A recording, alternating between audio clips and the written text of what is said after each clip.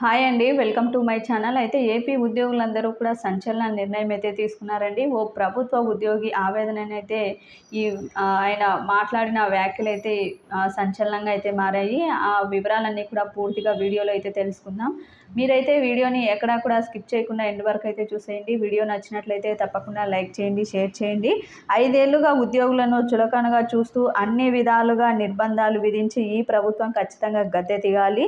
అందుకే కసితో ఓటేశాను, ప్రతి ఉద్యోగి కూడా నాలాగే కసితో ఓటేశారు అని మొత్తానికి విశాఖలోని ఏయూలో ఏర్పాటు చేసిన పోస్టల్ బ్యాలెట్ ఓటింగ్ కేంద్రం వద్ద ఓ ఉద్యోగి ఈ విధంగా అయితే వ్యాఖ్యానించారండి. విశాఖ జిల్లాలో పోస్టల్ బ్యాలెట్ ప్రక్రియ ఆదివారం అయితే ప్రారంభమైంది. ఇక్కడ మొత్తానికి ఓటు రూపంలో తమ నిరసననైతే తెలిపామని రిటైర్మెంట్కు దగ్గరలో ఉన్న ఓ ఉద్యోగి అయితే ఈ విధంగా వ్యాఖ్యానించారు. ఉద్యోగులంటే ఏమిటో చెప్పే సమయం అయితే వచ్చిందని, మొత్తానికి అందుకే ప్రభుత్వానికి వ్యతిరేకంగానే ఓటేశా అని చెప్పి మహిళా ఉద్యోగి ఒకరు కూడా పేర్కొన్నారు. ప్రభుత్వంపై నిరసన తెలిపేందుకు ఇప్పుడు కాకపోతే మరెప్పుడు అవకాశం దొరుకుతుంది అని చెప్పి టీచర్ ఒకరు ప్రశ్నించారు.